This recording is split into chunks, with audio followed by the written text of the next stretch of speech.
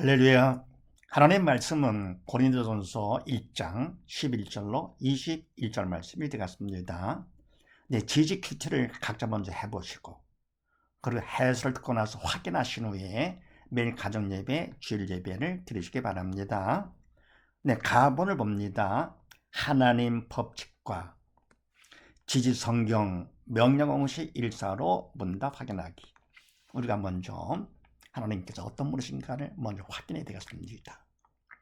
그래서 하나님 법칙을 통해서 확인하고, 그러면 성경을 보기 전에 우리가 어떻게 볼 것인가를 알아야 되겠죠. 자, 그렇게 하시고요. 12절 말씀에서 나는 그리스도에게 속한 자, 이 말씀을 공식에 대입합니다. 첫 번째, 하나님은 어떤 분이신가? 하나님 법칙에 의해서 하나님께서는 천지 만물을 다 창조하시고 인간 나도 만드시고 부모를 통해서 낳게 하신, 그래서 하나님께서 나의 주인과 왕이 되시는 것이죠. 그런 분이시다. 그 다음에 두 번째는 뭡니까? 하나님께서 원하시는 것이 있는데 오직 원하시는 것 바로 뭐냐? 우리가 선악과 죄로 다 죽었잖아요. 다 지옥 가게 됐습니다. 얼마나 가슴 아프시겠습니까? 그래서 독생자까지 보내주셨습니다. 우리가 죽음에서 벗어나라고. 그래서 바로 오직 원하시는 건 죽은 영 사는 것이 하나님께서 원하시는 것입니다. 육은 무익하고요. 사는 것은 영이니 육은 무익하다 그랬습니다. 육신이 사는 것 그것이 중요하지 않고 오직 영이 사는 것.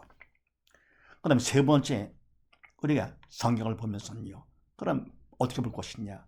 말씀대로 한다? 안 됩니다. 그러니까 뭡니까? 우리가 나는 그리스도에 속한 자라고 내가 합니다. 그러니까 우리가 영이 죽은 자이기 때문에요. 또는 내가 하는 것이 아니고 사단의 도구로 쓰임 받는 것이면서 영이 죽은 자 하나님의 말씀 하나님께 주신 것이죠. 독생자 예수님도 보내주신 것이고 예수님도 말씀도 영의 생명인데요. 영이 죽었기 때문에 우리 인간들은요. 바로 예수님을 인간 예수로 받은 것이죠. 더불어니까 말씀도 어떻게 보느냐? 그냥 문자로 봅니다. 그래서 사실은 말씀을 보지도 못하고 듣지도 못합니다. 그러나 말씀을 행한다고요? 그거는 외식이 됩니다. 위선이죠. 그래서 오히려 말씀대로 할 것 같으면 우리는 죄만 짓습니다. 그래서 말씀대로 인간이 하면 안 됩니다. 그럼 네 번째 어떻게 되느냐? 바로 우리가 말씀을 주시고 주님께서 오신 목적은 바로 뭡니까? 우리가 믿음으로 영원히 살라고 오시고 원하시는 것. 믿음으로 사는 것. 그럼 믿음이 바로 뭐냐? 믿음은 내 마음에 예수님을 영접하는 것, 모시는 것입니다. 말씀을 모셔 영접하는 자, 곧 그 이름을 믿는 자라 그랬습니다. 그래서 내가 마음을 열고 그리고 주님을 말씀을 내가 모시는 것이 믿는 것. 그럼 어떻게 됩니까?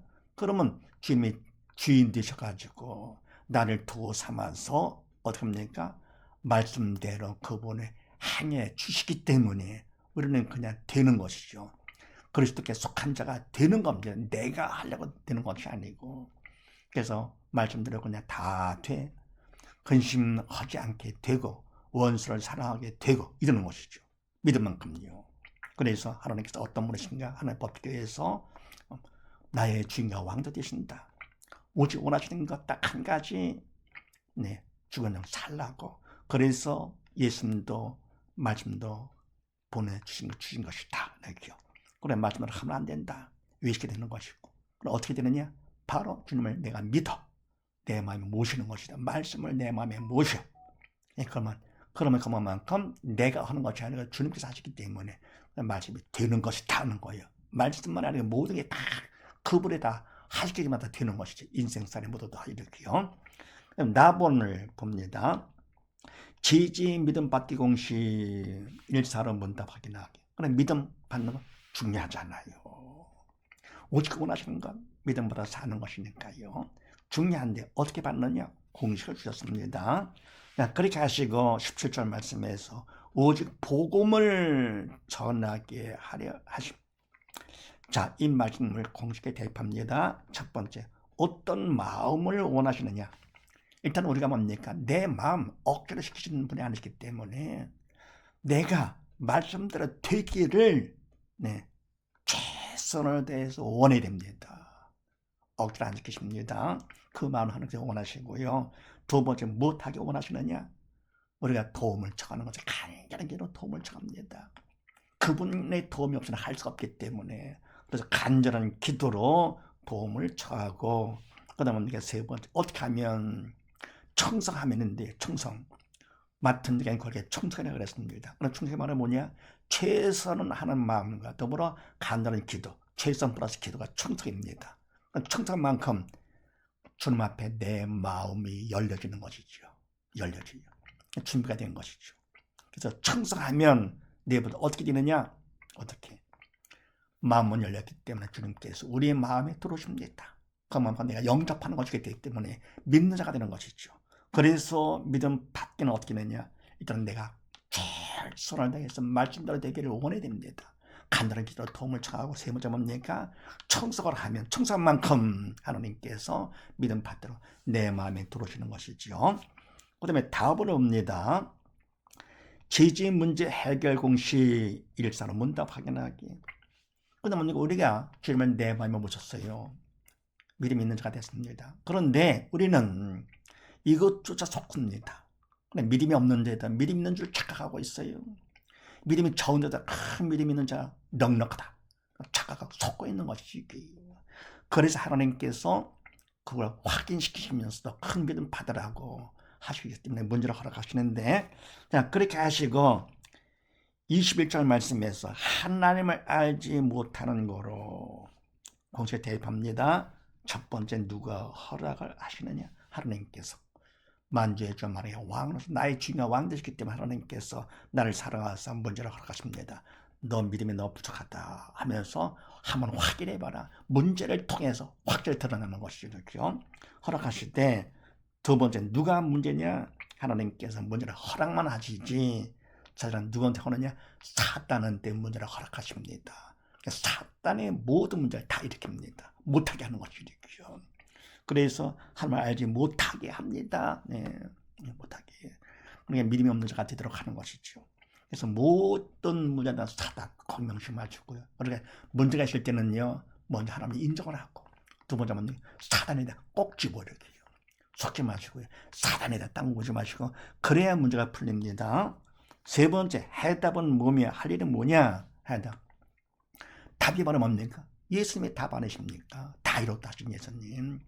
질병의 문제, 저주의 문제, 그 다음에 죄와 사망의 문제까지 다 이루신 주님.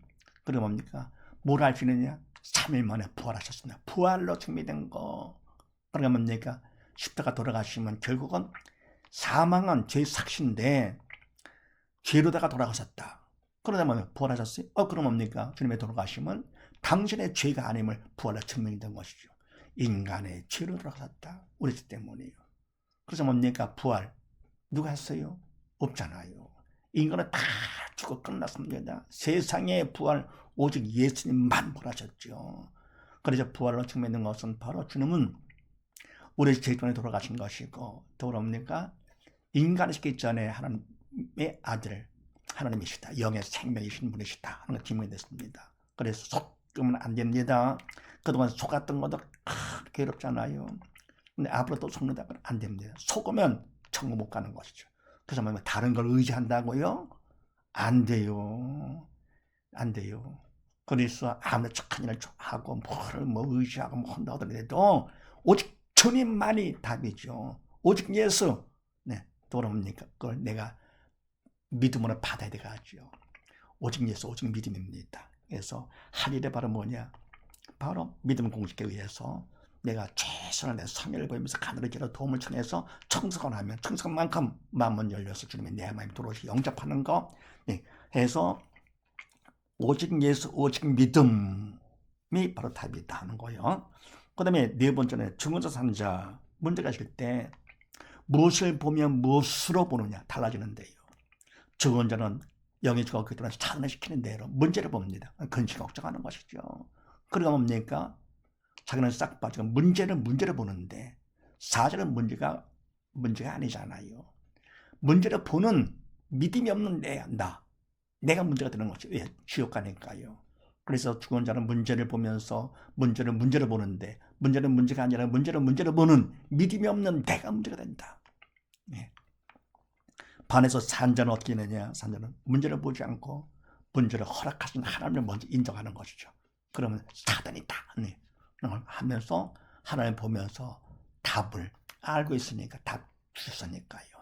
믿음 받는 기회를 삼습니다. 나의 믿음 없음을 도와주시옵소서. 간단히 기도로다가 하는 것이 정성. 그만큼 내가 믿음 받게 되기 때문에 믿음 받는 기회가 되면서 그만큼 천국 넉넉히 가니까 구원 축복의 통로가 되는 것이죠. 그래서 산자는 문제를 보지 않고 하나님을 보면서 어떻습니까? 답을 내 거로 만들어 나의 믿음 없음을 도와주시옵소서. 그래서 믿음 받는 기회여 구원 축복의 통로로 본다. 그러니까 뭡니까? 문제가 있을 때 산자 죽은 자 본의를 알 수 있잖아요. 문제를 본다면 건지 걱정 그럼 뭡니까? 그럼 남 탓하는 거죠. 환경 탓하고 이런 사람들은 결과는 뭡니까? 이건 죽은 자 천국 가지 못할 사람이에요. 그 문제를 해결 못할 적은 믿음 있는 사람이고요. 그리고 문제를 보증해 하나를 본다. 바로 이런 사람들은 산자가 돼서 천국 갈 수 있는 거. 그게 뭡니까? 오히려 그거를 통해서 믿음받는 기회, 군축을 통로로 삼기 때문에 문제까지도 감사를 합니다. 범사에 감사가 되는 것이죠. 항상 기뻐지는 것이죠. 이 땅에서 뭡니까?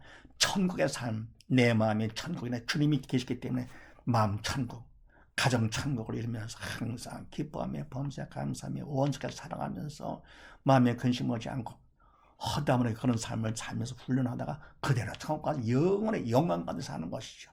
그래서 문제가 있을 때 하나님께서 허락하신 것이다. 그 다음에 사단의 문제다. 그리고 답은 바로 예수 믿음이 답이다. 그 다음에 뭡니까? 문제를 보지 하나를 보면서 믿음 받는 기회, 구원 축복의 통로로 삼음으로써 모두 다 구원받는 복된 가정 되시기를 주의 이름으로 축원드립니다. 감사합니다.